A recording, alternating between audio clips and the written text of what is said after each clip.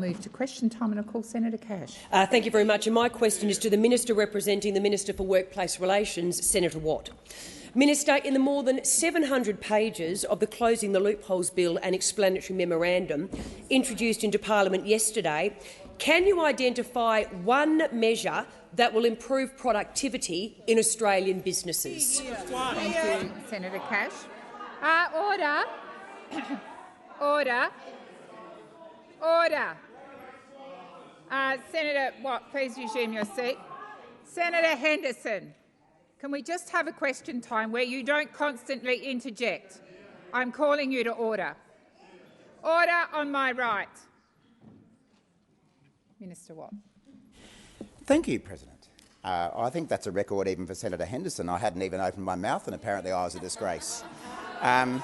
Well, it didn't take Senator Cash and the opposition long to do what they love doing most, which is keep workers' wages low. Resume your seat. Thank you. Senator Wong. Order. Order.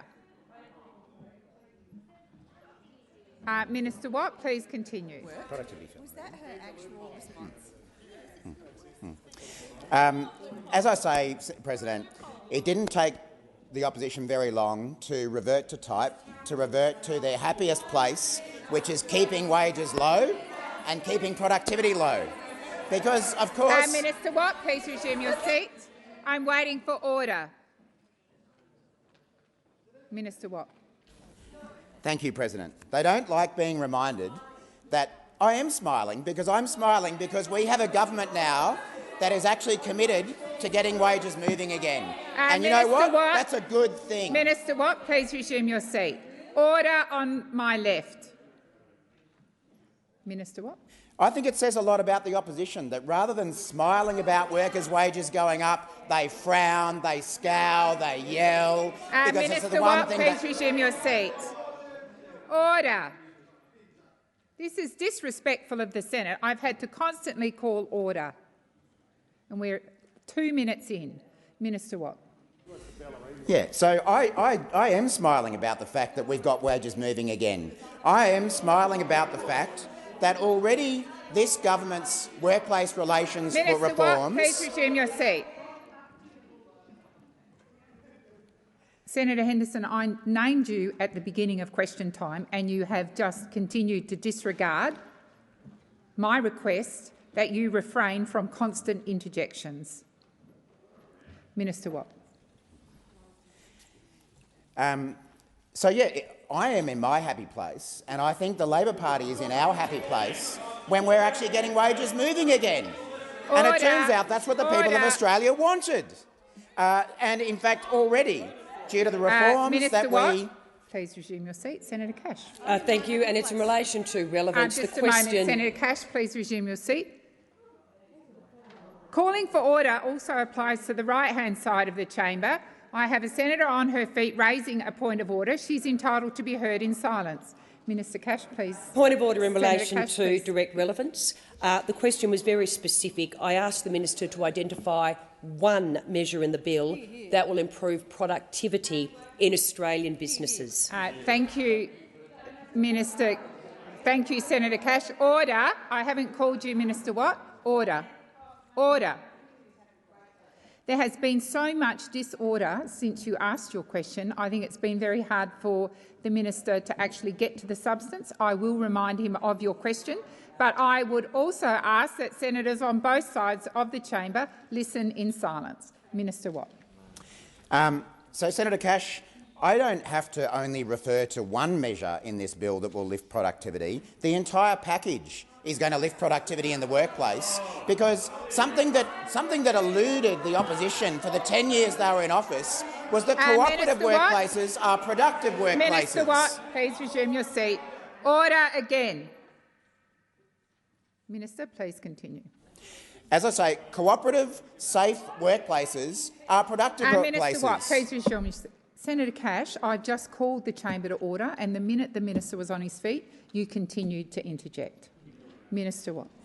But I'm happy that at last, after 10 years of government, it took returning to opposition for the opposition to actually care about productivity, because their uncooperative, conflict-based workplace relations system delivered the lowest decade of productivity growth that we have had in 60 years. That's what your program, Workplace Relations, did. Low productivity, low wages, and we're turning that around. Thank you. Senator Cash. Order across the chamber. Senator Cash, first supplementary. Thank you. And Minister, in the more than 700 pages of the Closing the Loopholes bill, can you identify one measure that will make it easier for Australian businesses to employ more workers? Thank you, Senator Cash. Minister Watt. Because, in fact, there are actually provisions within this bill that seek to treat workers who have been mistreated for the last 10 years under the opposition to receive employee-like conditions. I understand that your life's mission is to keep workers' wages low. I understand that your economic policy was to deliberately keep wages low. Australians voted against that, and they kept you. Order again. Minister Watt, please continue. At some point, you've got to recognise that the party that had a low wages policy lost the last election. The people of Australia didn't want your 10 years of low wage growth, low productivity, conflict-based workplaces. They voted for cooperative workplaces that were going to lift wages, and we're already doing it. Even in the time we've been in power, we've had the strongest jobs growth for the first year of any Australian government. We've created 500,000 jobs, 85% full-time, and wages are growing at their fastest rate for a decade, and we're only getting started. Thank you, Minister. Senator Cash, second supplementary. Thank you, Minister. How much extra in costs will the bill add to Australian businesses, and how much of that do you expect them to pass on to consumers? Thank you, Senator Cash. Minister Watt. It's good to have the scare campaign from Senator Cash rolling out again, because remember what she said about the last package of workplace relations reform? The last package. Watt, please resume your seat. Order. Minister Watt, please continue. The last time we did industrial relations reform in this chamber, what did Senator Cash said? It was going to take us back to the dark ages. Now, I don't know about you, but I'm not seeing anyone run around there in chainmail, in body armour, out there like the dark ages. I'm seeing workers getting paid what they deserve. Minister Watt, please resume your seat. Order. Senator Wong, order. Senator Ruston, order. Senator Cash. Again, it is a point of order in relation to direct relevance. The question was in relation to how much this bill will raise costs on businesses, and in relation to those costs, by how much the government expects them to go on to consumers. It was a very specific question. Thank you, Senator Cash. I will remind the Minister of your question. Minister Watt. Let's put all this in context. As a percentage of the total wages budget of Australia, these changes will add 0.1% of what wages are in Australia. And unlike what the opposition is saying, this is not a cost to the economy.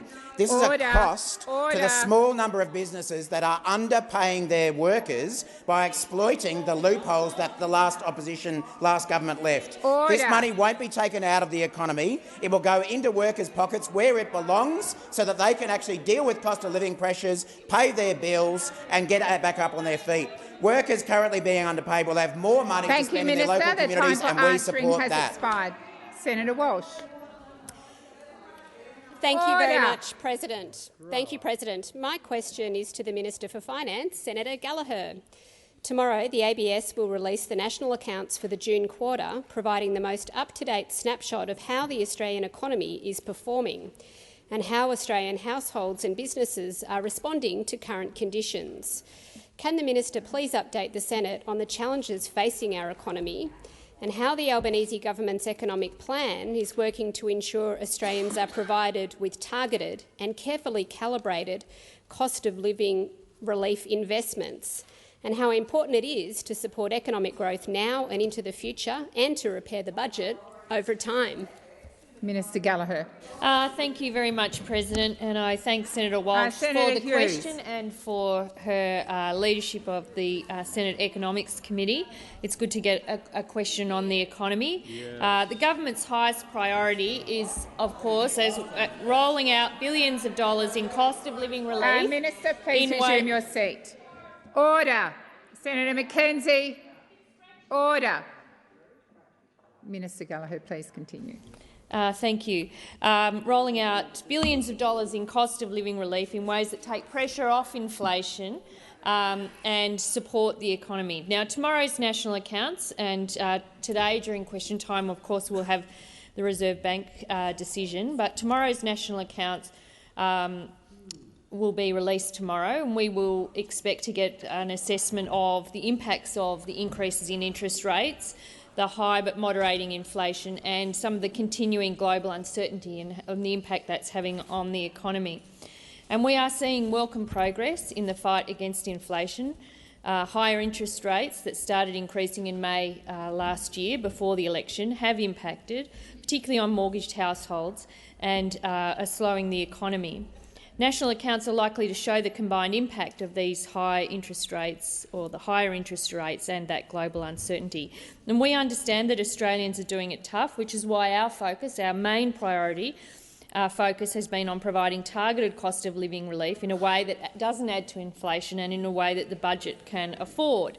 Now, that cost of living package includes providing assistance across the board in support for those who receive rent assistance, for those who are using the childcare, early education and care system, for those that are accessing cheaper medicines or needing scripts filled every month or every 2 months under some of the changes recently, the fee-free TAFE, which has been such an incredible success, and, of course, support to reduce the impact of energy increases through energy bills. Thank you, Minister. Senator Walsh, first supplementary. Thank you, Minister. How important is it that the government balances the challenges facing the economy, both here and globally, while at the same time working to strengthen the economy and support Australian households, particularly those that are doing it tough? How will the government's targeted cost of living relief measures support households and the economy in the coming months? Thank you, Senator Walsh. Minister Gallagher. Thank you, President. I thank Senator Walsh for the supplementary. And we've seen in recent economic data that Australians are pulling back on their spending, dipping into their savings, and we will see a lot of those cost of living relief measures flow into the economy over the next few months. Some of them that started on the 1st of July, but some of those important supports around income support that have started in September. And I would say in the inflation data for July, it was very instructive. The ABS showed very clearly the impact that our energy rebates are having on energy bills for people in contributing to CPI. If we exclude the impact of rebates from the July 23 figures, electricity prices would have been recorded a monthly increase of 19.2% as opposed to 6%. Now, let's remember, who voted against those rebates? Who voted against those rebates? All those over here. That's right, all of them that voted to keep electricity bills higher than they needed to be. Senator Walsh, second supplementary. Thank you, President. Thank you, Minister. The final budget outcome will be published at the end of this month, and for the first time in 15 years, the government will deliver a budget surplus. Why is the government's fiscal strategy so important when it comes to supporting the economy going forward? Minister Gallagher. Thank you very much, President. I thank Senator Walsh for that question. Well, we have flagged, and through the budget we indicated that we're expecting a surplus for the 22-23 year. It will come in significantly higher than was forecast at this year's budget, and we will be the first government in 15 years to actually deliver a budget surplus. Not promise one, not get mugs printed, not run around saying how great you are, that you expect to deliver one, but actually deliver a budget surplus, reduce the amount of debt that we have to borrow, reduce interest payments for a generation over time because of our fiscal management. Order. Minister, please continue. I know they hate it, President, but we have returned 87% of tax receipt upgrades to the budget. We found $40 billion of savings across 2 budgets. How many did you find? How many? Zero savings from those opposite. And these careful steps have meant that we will deliver a strong budget surplus for the 22-23 year. Minister. Senator McKenzie. Thank you, Madam President. My question is to the Minister representing the Prime Minister, Senator Wong. Yesterday, the Western Australian Labor Premier Roger Cook added his voice to the chorus of state Labor leaders who've questioned this government's decision to block Qatar Airways from providing more services to Perth and to Western Australians. He said, and I quote, "At the moment, we're particularly disadvantaged by the lack of competition in our domestic aviation market and the protections that Qantas enjoy as our so-called national carrier. Qatar Airways kept running during COVID, bringing home Western Australians and keeping our freight moving. My government has been clear that we want more routes connecting Perth and the cultural and economic benefits that those flights bring." Minister, why have some of your Labor colleagues seen the light, and why is the Prime Minister and his government burying its head in the sand when it comes to this decision? Thank you, Senator McKenzie. Minister Wong. Thank you. President. The point I would make is that under the arrangements that there are in place, Qatar Airways can add more seats into Australia today, and they are welcome to do so. Order. And that we support sustainable. Order. Order on my left. I should not have to call order repeatedly. It's disrespectful. Minister, please continue. And we support sustainable growth of Australia's aviation sector. Now, right now, as the senator would know, Qatar Airways can fly as many planes as they like into Adelaide, Avalon, Cairns, Canberra and Gold Coast. They can. I'm coming to Perth. Everybody, yes. Minister Wong, please I'm resume coming your to seat. Perth. Minister Wong, I think the Senate order. Senator McKenzie. On a point of order of direct relevance, Madam President, I asked the Minister about Perth and specifically the comments by the Labor Premier about the government's decision about Qatar Airways. Thank you, Senator McKenzie. The minister is being relevant. Minister Wong, please continue. I'd make 2 points. One is, yes, Qatar Airways could fly bigger planes into Sydney, Melbourne, Perth and Brisbane. And other airlines have also added capacity. Cathay Pacific, Singapore Airlines and China Southern have all announced new flights. So I would make the point. Order. Would you like... Order. Senator Cash, it applies to you. Minister Wong, please continue. Minister, please resume your seat. Senator McKenzie, you've asked the question, you raised the point of order. I've called the minister to her feet again. I've called the Senate to order several times, and the minute the minister stands, you interject. Minister, please continue. I was asked about the Premier's quote, and the Premier's... Senator Hughes, points of order also include you. Minister, please continue. I was asked about competition, and in addition to the points I've made about Cathay Pacific, Singapore Airlines and China Southern, I would make the point that obviously these are national interest arrangements between government. And I would make the point in relation to competition, it isn't a free-for-all. And there's no better person to talk about that than former Minister McCormack, who said today, who said on August 29, when I became DPM and Transport Minister in February 2018, I made a decision to put on hold an application by Qatar Airways. I'm unsurprised Senator you want Wong, to interrupt the truth. Senator Wong, I'm unsurprised. Senator Wong, please resume your seat. Order. Order. Senator McKenzie. On direct relevance again, Madam President, this minister has not gone near Premier Cook's comments, has not gone near standing up for Western Australians and the additional flights they seek. You've made your point of order. You've asked about the government's decision in relation to Qatar Airlines as it relates to Perth. I believe the minister is being relevant. I will continue to listen.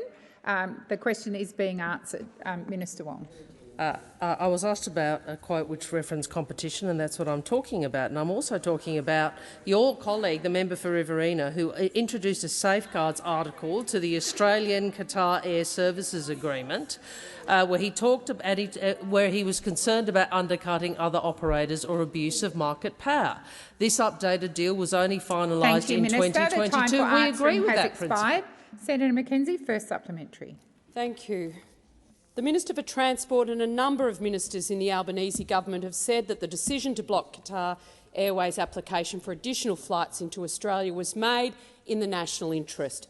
Can this minister outline what exactly the national interest grounds were for this decision? Thank you, Senator McKenzie. Minister Wong.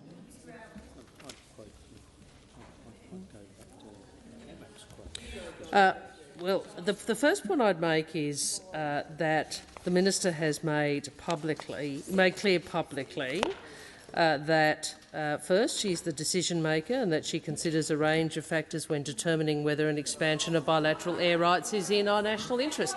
And that's consistent with what Mr McCormack said today. He said, you can't have an airline coming in from overseas. I'm unsurprised you want to shut me down on this, Mr Senator Birmingham. Wong. I'm unsurprised you're embarrassed Senator by Wong, please resume your seat. Order. Order. Senator Birmingham. President, point of order on direct relevance, and this goes to the very issue and the heart of government accountability here. The minister was asked specifically to define what the grounds were that were in the national interest, not to go and quote past decisions or former ministers, but this government's decisions and how they have determined the grounds and where they are in the national interest, and she should be drawn to that very specific question asked by Senator McKenzie. Thank you, Senator Birmingham. I will remind the minister of Senator McKenzie's first supplementary. Thank you, Minister. And my answer is the one I gave, which is the minister considers a range of factors when determining whether an expansion of bilateral air rights is in our national interest, and that is not unusual. It is not unusual for a national interest test in legislation, and there are discretionary powers in legislation across Senator government. Order.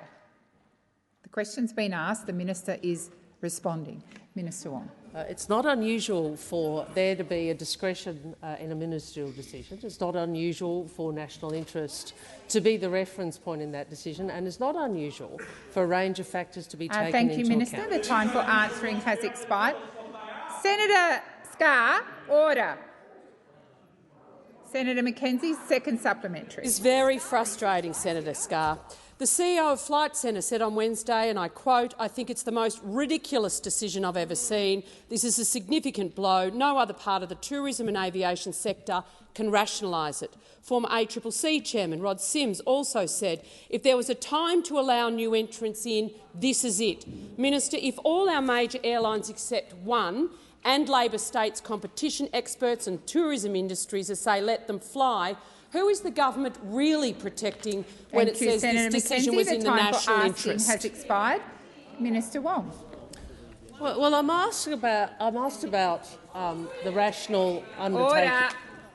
I'm asked about the reasons why a government would make this decision, and I might refer again to the very experienced former Transport Minister, Minister McCormack, who gave a rationale which I think might be instructive for Senator McKenzie. You can't have an airline coming in from overseas and just undercutting to the point where Australian jobs are at risk and Australian airlines are placed at a disadvantage. You can't have an airline with very deep pockets, undercut, and undercut. Then people go to them as opposed to an airline that may— Senator Wong, please resume your seat. Senator McKenzie. Point of order on direct relevance, Madam President.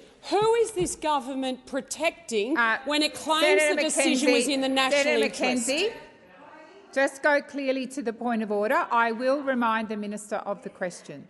Minister Wong. I am surprised. Senator Birmingham. Order, please, Minister. Senator Birmingham, I've just called you to order. Minister Wong. I am surprised by the disrespect that those opposite hold for Mr McCormack. I would have thought, he actually has been a Transport Minister, and his comments today in The Australian perhaps is a reminder to his party and his coalition friends you, Minister. about the real world in which these... Senator Wong, resume your seat. Senator Hanson-Young.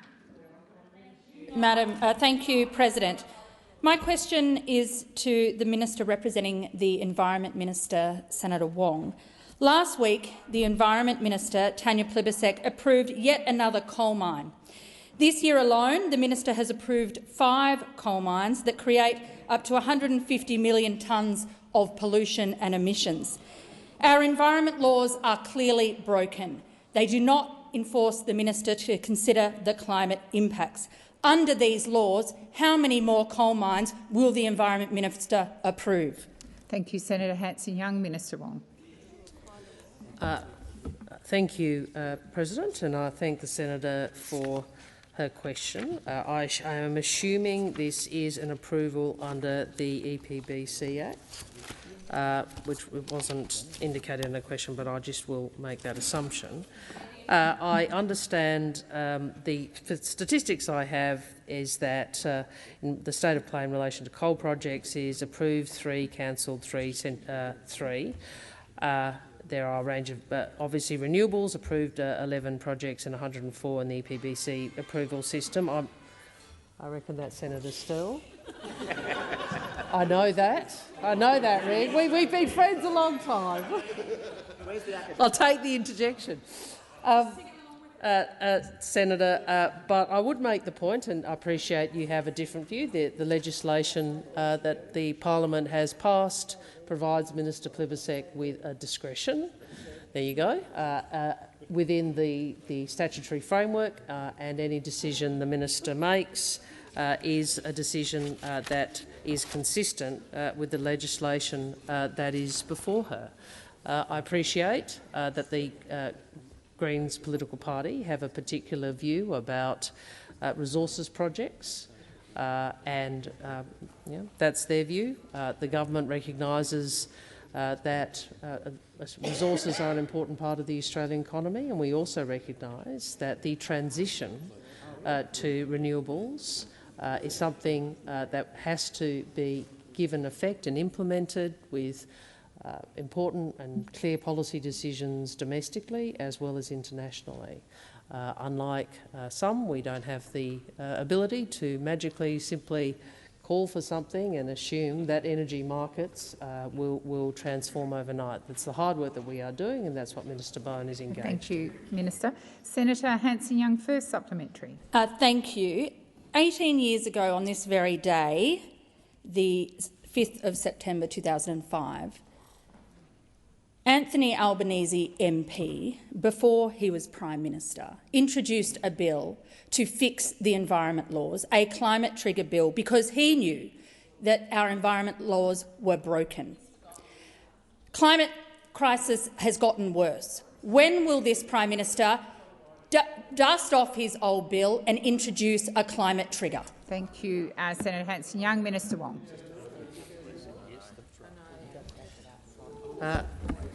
What I would say is, what was the date? 2005. Well, there you go.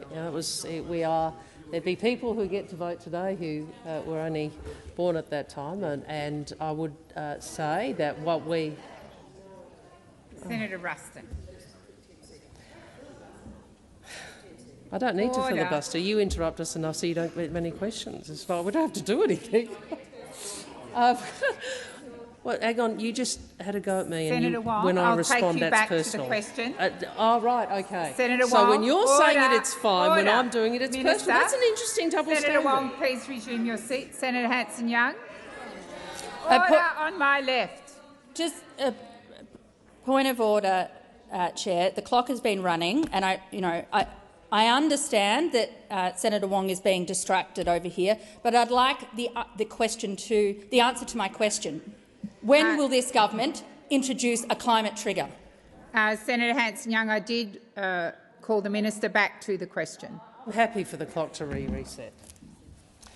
Senator Hanson-Young, the point I was making before the interjection is that this is some time ago, and the Prime Minister obviously in 2005 was responding to the circumstances as he assessed them then, as in his role then. We have made the same assessment now, and that has resulted in the policy that we took to the election, with very substantial reductions, very ambitious reductions in Australia's emissions between now and 2030, as well as a net zero commitment, and the policies that will transition the Australian economy. Unlike the Greens, and I appreciate you have a different view, we actually have to do the hard yards of implementing that. And we are an emissions-intensive economy. And changing our economic base, our economic structure in the way that this implies is a tough thing to do. It's also the right thing to do for the future, for future jobs and the sorts of jobs that will thrive in a net zero. Senator Hanson-Young, second supplementary. Thank you, President. Minister, does the government believe that environmental approval should consider the climate impacts on the environment? Thank you, Senator Hanson-Young. Minister Wong. The government is of the view that that climate change is the challenge of our generation, and the government is of the view that the best way to deal with our response to that is through the policy framework that I have outlined earlier. So that has been the approach that the government has taken, and that is the approach that we took to the Australian people, where we laid out a very ambitious plan to reduce emissions, to increase renewables and to transition our economy. And I'd make this point, this is not just for the reasons of the imperative of climate change, it's also for the imperative of future jobs. The vast majority of the global economy has moved to net zero by 2050. What that means is that to thrive in the decades ahead, our children and grandchildren will have to work in industries which are of value in that economy. Thank you, Minister. The time for answering has expired. Senator Grogan. Thank you, President. My question is to the Minister representing the Prime Minister, Senator Wong. Can the Minister please remind the Senate just how and why the proposal for the Voice to Parliament was developed, and in addition, why it will improve the lives of Aboriginal and Torres Strait Islander people, and how it will save money and make our country stronger? Thank you, Senator Grogan. Minister Wong. Thank you, President, and I thank Senator Grogan for her question. On October 14, every Australian will have a once-in-a-generation chance to bring our country together. Bring our country together and to change it for the better. To vote for recognition and listening so we can get better results. You see, Aboriginal and Torres Strait Islander Australians want the same things for their children as everyone else does. They want them to be healthy. They want them to do well at school. They want them to get a good job. They want them to have the best opportunities they can. And that is what we are all saying yes to. The call for the Voice did not come from politicians in this chamber. It came directly from Aboriginal and Torres Strait Islander people. After years of work and discussions across the country, nearly 250 Aboriginal and Torres Strait Islanders, leaders and elders endorsed the Uluru Statement from the Heart in 2017, and it says, we invite you to walk with us in a movement of the Australian people for a better future. This is a modest ask of recognition of this land's First Peoples in a constitution through a voice to the parliament. A voice to help achieve practical progress in health, education, employment and housing, to make sure governments make better decisions, spend money wisely, and all this is needed because of the challenges facing Aboriginal and Torres Strait Islander people. A life expectancy 8 years shorter than non-Indigenous Australians, children almost twice as likely to die before their first birthday, a suicide rate twice as high, and fewer opportunities for education and training. Now, governments of both political persuasions with good intentions have spent billions trying to deal with these issues, but we have not achieved lasting improvement. Thank you, Minister. The Voice the is time the chance for to fix answering has this. expired. Senator Grogan, first supplementary. Thank you, Minister. There's some alarming facts in there that we should all be deeply mindful of. Can the minister please explain to the Senate why this referendum is on constitutional recognition through a voice to parliament rather than just recognition alone? Thank you, Senator Grogan. Minister Wong. The ask from the overwhelming majority of Aboriginal and Torres Strait Islander people is for a referendum for constitutional recognition through a voice to parliament. Through a voice to parliament. Now Mr Dutton is out there talking about his referendum. He's out there saying he supports a referendum, just not this referendum. You support a referendum? He supports a referendum, just not this referendum. He supports a voice, but just not this voice. It's really clear, yet again, we see Mr Dutton playing political games because his political strategy, tried and true, he tries to build himself up by tearing everything else down. Minister, tearing please resume your seat. Minister Wong, please resume your seat. Order on my left. Minister Wong, please continue. That's why he says no to everything, even when it is a once-in-a-generation opportunity to bring our country together and change it to the better, for the better. Even when he knows this closes the door on better outcomes for Aboriginal and Torres Strait Islander Senator Grogan, people. second supplementary.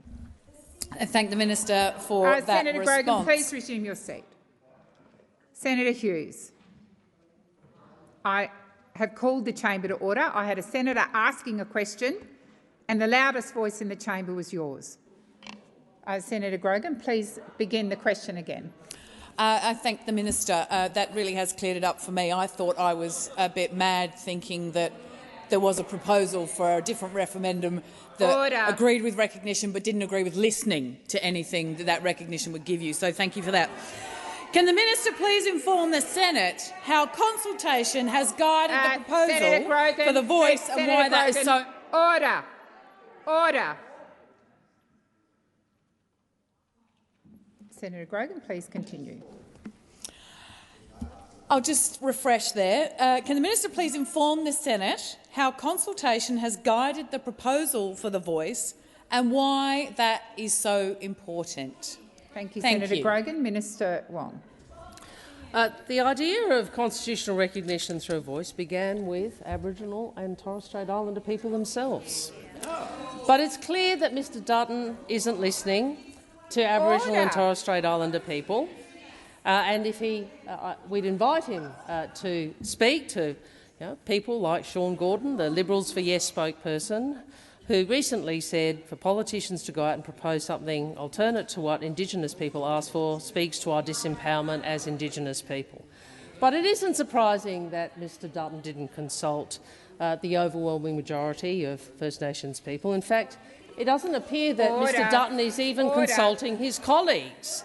It doesn't appear that Mr Dutton is even consulting his colleagues. I mean, Mr Pitt said today that no referendum proposal, no proposal for another referendum has been put to the party room. And Senator Nampijinpa Price and Mr Littleproud are not prepared to confirm, are not prepared to say they weren't consulted. Thank you, Minister. The so time the question for is, answering has who expired. is Thank you, Minister. Senator David Pocock. Thank you, President. My question is to the Minister representing the Minister for the Environment and Water, Minister Wong. The mighty Murrumbidgee River flows through the ACT and it has been in poor condition for decades. It's been starved of flows and even stopped flowing during the 2019 drought. The government has recently struck a deal with states to extend the delivery of the Murray-Darling Basin Plan, including the 450 gigalitres of water for the environment. Order. But the Murrumbidgee and other alpine rivers— Senator Pocock, please resume your seat. Senator Davey, I'm calling you to order. Senator Pocock has the right to ask his question in silence. Senator Pocock. Thanks, President. But the Murrumbidgee and other alpine rivers are excluded from the Murray-Darling Basin reforms. Will the government consider reviewing the Snowy Hydro operations as an option to contribute water to the upper Murrumbidgee and improve water management in the broader southern Murray-Darling Basin? Thank you, Senator Pocock.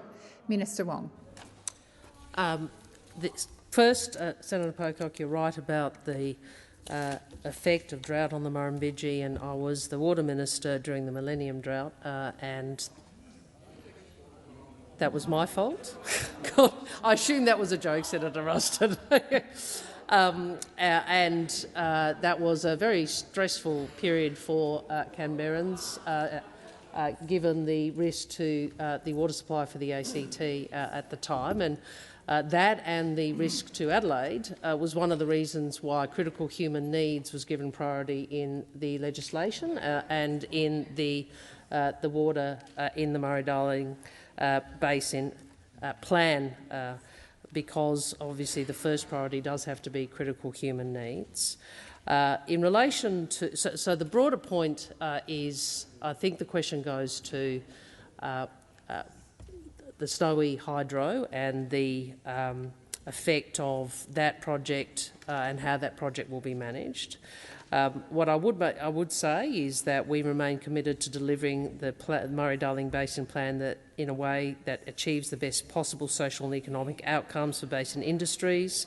It is the case the growing impact of climate change will exacerbate the challenge of sustainably managing water resources, and we recognise the interconnection of water use between energy, agriculture and the environment. The advice I have is the government is willing to consider all options for improving the ACT's water resource availability, including the operations of the Snowy scheme. We are committed to ensuring that the operations of the Snowy scheme address both energy and water priorities, including for the ACT. I also understand that recently the minister I'm representing, Minister Plibersek, announced the new agreement between the ACT, New South Wales, South Australia and Queensland, welcomed by the ACT government. Senator Pocock, first supplementary. Thank you, President, and thank you, Minister. How is the government considering water security issues in the Upper Murrumbidgee and other alpine rivers to ensure the ACT and surrounding regional towns can have access to critical human water needs in dry times, as you outlined? Thank you, Senator Pocock. Minister Wong. Look, that's a level of detail which I might ask perhaps Minister Plibersek to provide you with further information about that. Obviously, water plans, water management is a very complex area of regulation, as you may know, with both federal and, in this state, territory or local, as well as operator-specific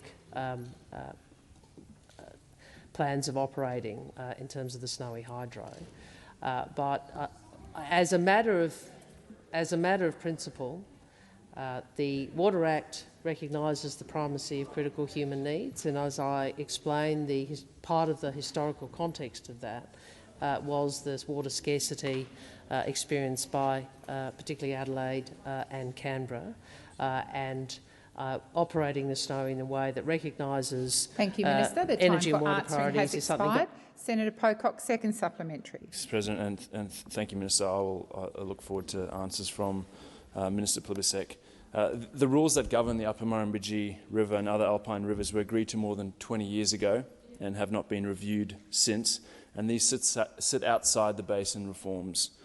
Will the government commit to act to achieve better water management and adequate flows into the Upper Murrumbidgee? Thank you, Senator Pocock. Minister Wong. Water rules have always been one of the reform challenges in water policy, because, as you correctly identify, we have different jurisdictions with different arrangements for water, some capacity by federal government through the Murray-Darling Basin Plan to implement those water rules, but historically water was managed, including in a legislative and regulatory sense, by jurisdictions. Now, part of the reform process that was undertaken post Mr Turnbull and then mine and then Mr Burke's roles as Water Minister was to try and improve water rules. For example, and I know the National Party don't agree with this, we couldn't have water trading between parts of the river without changing water rules, and obviously with different patterns we needed to. In relation to the Murrumbidgee, I'm not aware about Thank you, where Minister. that process The time is up for to, but I'll answering seek has advice. expired. Senator Babet. Thank you, President. Now, my question is to the Minister who represents the Prime Minister, Minister Wong. Now, Minister, a recent report by the Centre for Public Integrity revealed that the former Morrison government, this mob over here, honoured an appallingly low rate of just 48.7% of Senate order for production of document requests. How terrible. Now, does the Minister believe that the former Morrison government was a transparent government? Because I don't think they were. Thank you, Minister. Minister Wong.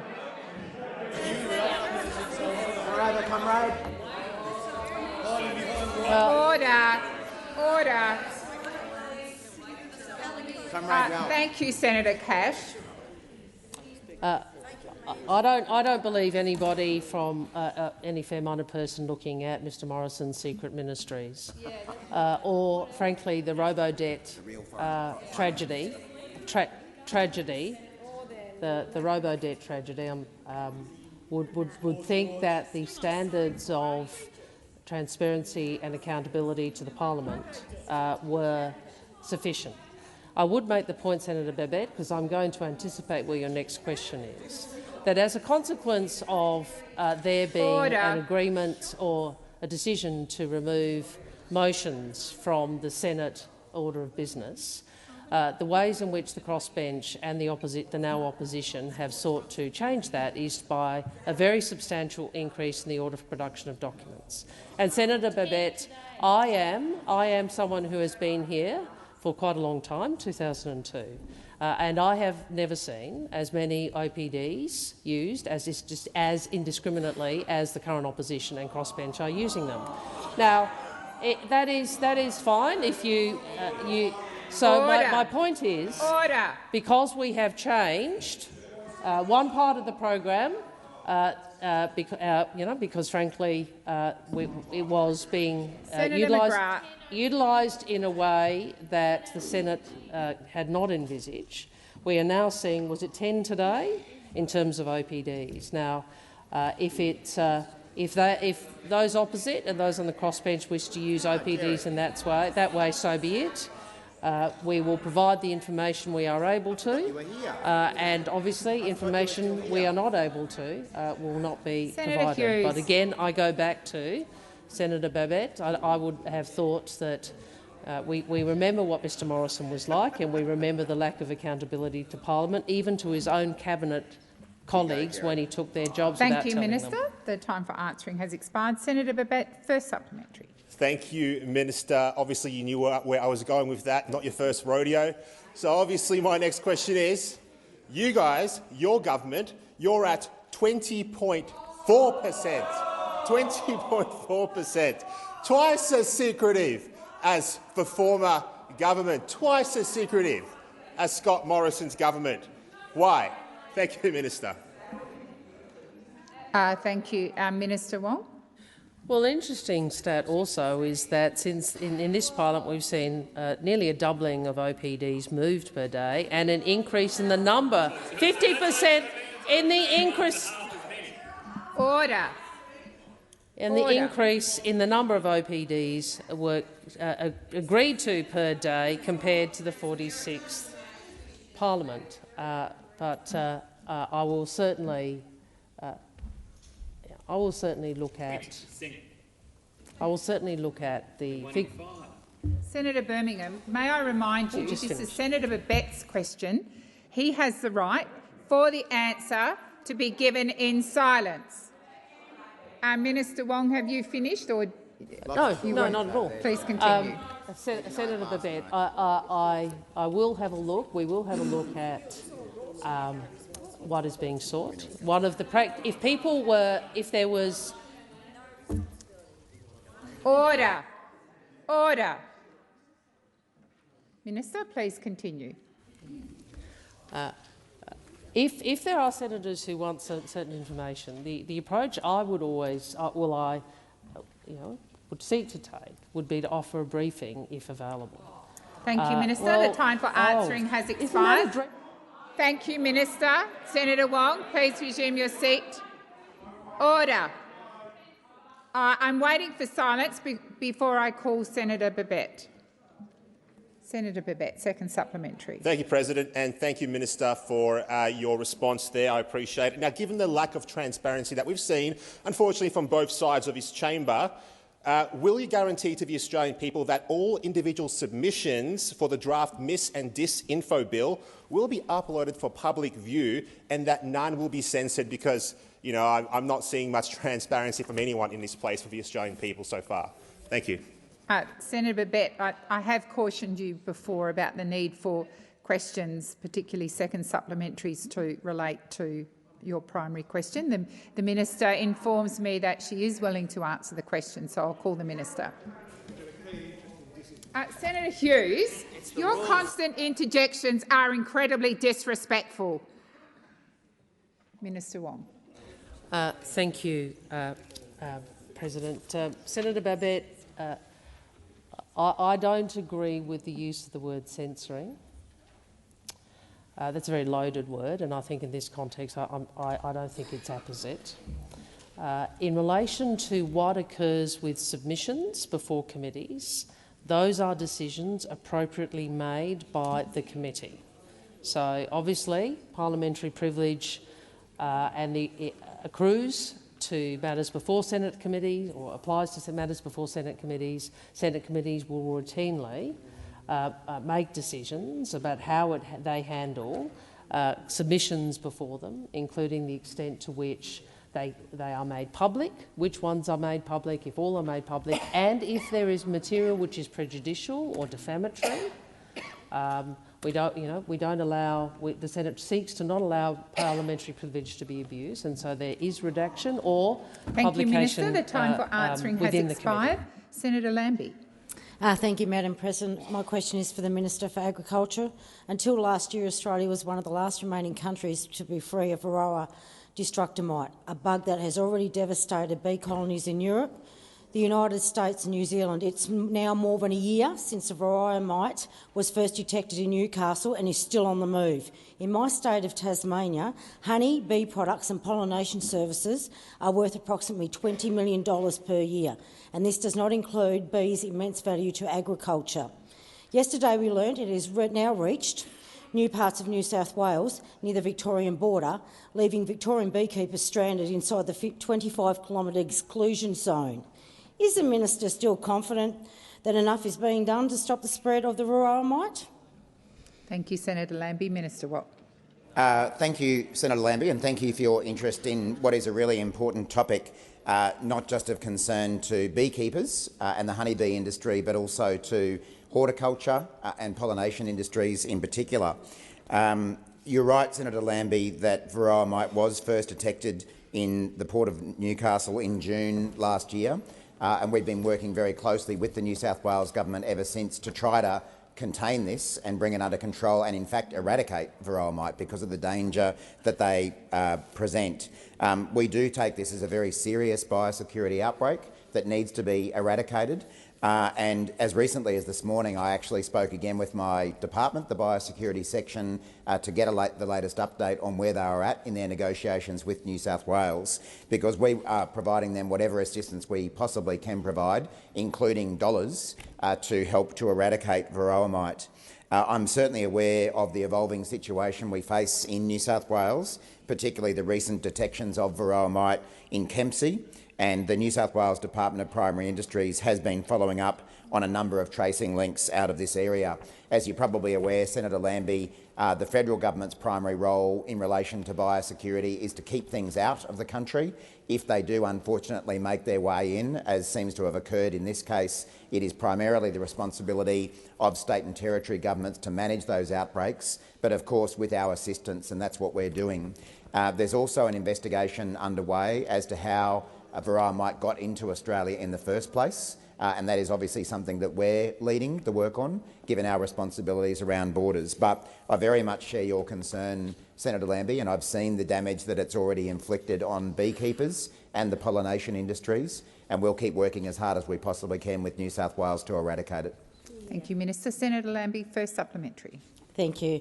This potentially claustrophobic migration of varroa mite is happening at the peak of our pollination season, with bees being trucked across the country, while small operators are in limbo with their businesses devastated. Is the minister being pressured by big mainland commercial producers to manage varroa mite instead of eradicating it? Thank you, Senator Lambie. Minister Watt. Senator Lambie, the short answer is no. I certainly haven't been put under any pressure whatsoever from anyone to do anything other than attempt to eradicate varroa mite, and that's certainly the focus that we have. I am concerned that the varroa mite has continued to spread. Fortunately, it hasn't spread at this point in time beyond New South Wales borders, but we need to keep it that way, and we need to help New South Wales to eradicate it from within its borders as well. But no, absolutely not have I been placed under any pressure, and the only discussions I've had with the honeybee industry in general have been very positive and have been directed towards how we can work together to eradicate varroa mite and how we can compensate those beekeepers who have suffered losses as a result of the eradication of their hives. But again, Senator Lambie, I'm very committed to doing what we can to work with the New South Wales government to eradicate varroa mite, and happy to provide you with any further briefings. The time for answering has expired. Senator Lambie's second supplementary. Thank you. In July last year, Minister, you said that you were seeking to remove varroa mite from our shores. Last week on ABC South East New South Wales, you confirmed that eradication is focus. So does the minister seriously still believe he can pull out a magic wand and eradicate the varroa mite from Australia? Thank you, Senator Lambie. Minister Watt.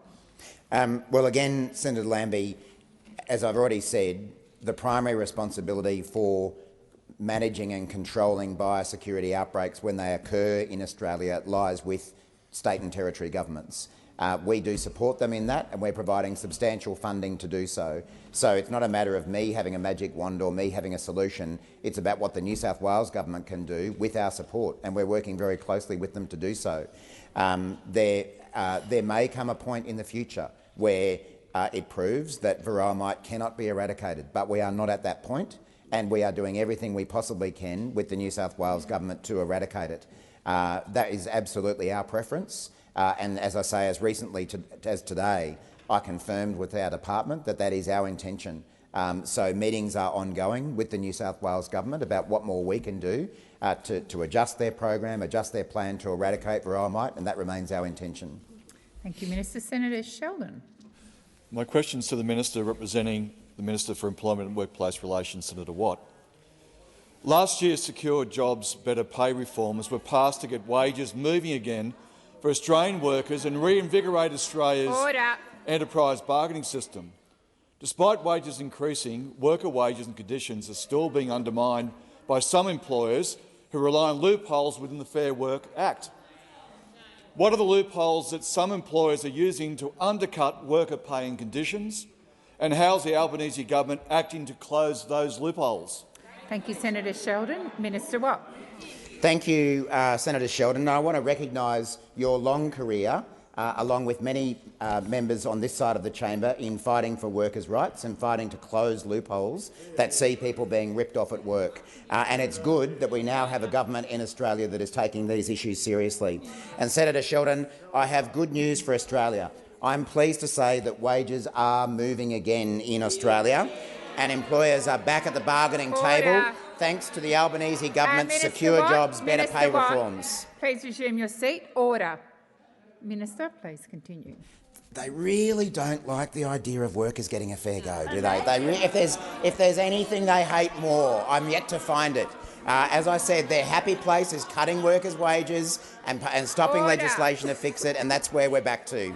Senator Sheldon, as I say, the Albanese government promised to fight for workers' wages, and we are delivering. Here's what we've already delivered in just 15 months. An 8.6% increase for the national minimum wage this year, the largest increase on record. A 15% increase for aged care workers who the former government refused to do anything about. The gender pay gap is at an historic low of 13%, and wages growth has improved, increasing by 3.6% over the year to June 2023 and 3.7% over the year to March 2023. And the opposition have moaned and bleated every step of the way, just as they continue to do today. But the reality is that loopholes do remain within the Fair Work Act that undermine worker pay and conditions. If a worker steals from an employer, it is a crime, as it should be. But if an employer deliberately steals from their worker, in most places in Australia it is not a crime. So the Albanese government is acting to close this loophole by criminalising wage theft. We're also ensuring labour hire workers are paid at least what they would be paid if they would be employed directly. We're empowering the Fair Work Commission to set minimum standards for employee-like workers in the gig economy. We're about closing loopholes, and the opposition should support us. Expired. Senator Sheldon, first supplementary. Thank you very much, Minister Watt. Look, I travel a lot for work, as many of us do, but I've also got to know the staff, and I never forget having two long-serving Qantas staff members. Maybe you want to listen to this. Two Qantas staff members breaking down in tears because they'd been told they can reapply for their same job at a lower rate of pay with labour hire or lose their job. What impact do these existing loopholes have on workers? Senator Sheldon, resume your seat. Order on my left. Senator Sheldon, please continue. So what impact do these existing loopholes have on workers' wages and job security? Time for answering that has expired. Minister Watt. Thank you, President, and thank you, Senator Sheldon. And we know over the last couple of weeks we've had a whole lot of Johnny-come-latelys who've all of a sudden decided to take an interest in Qantas. But there are some people, like Senator Sheldon, Senator White, Senator Sterle and others, who have a long career in standing up for the workers of Qantas to make sure that they're treated fairly. Not Johnny-come-latelys, people who've actually got a record in standing up on these issues. And these loopholes that Senator Sheldon is complaining about impact Australians every day, and they create a race to the bottom on wages. They undermine negotiated pay and conditions and undermine the integrity of the enterprise bargaining system. The loopholes Minister Watt, please resume your seat. Order. Once again, Senator Henderson. Minister, please continue. Rude, President. So rude, so consistently rude. These loopholes, which allow wage theft— Minister Watt, please resume your seat. Order on my right. Order. Order. Senator Henderson. Just on indulgence, President, just to clarify, that was not me in that last interjection. But I want to say— Senator Henderson. Senator Henderson, I am happy to correct the record, please. Please. Thank you. Order. Order. Senator Henderson, I'm quite happy to review the tape, but I'm firmly of the view you were being disorderly, along with a number of other senators, but your voice was the loudest, and I heard you distinctly say to the minister you talked about workers at Qantas. But I am more than happy to review the tape, but you were being disorderly. Minister Watt, please continue. Minister Watt, please resume. Senator Henderson, you are not in a debate with me. I've spent most of question time calling you to order. And once again, I'm calling you to order. Minister Watt, please continue. Thank you, President. The loophole Senator Sheldon's talking about, allowing wage theft, insecure work and low wages, which those opposite let fester for a decade, undermine the job security of workers, and they undermine employers who do the right thing.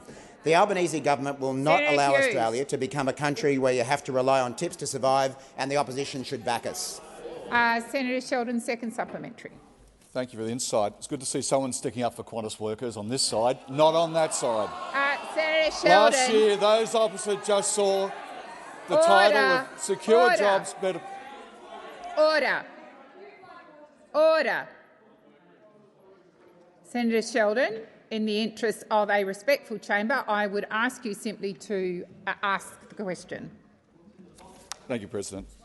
Last year, those opposites saw the title of Secure Jobs Better Pay and knew they were against it.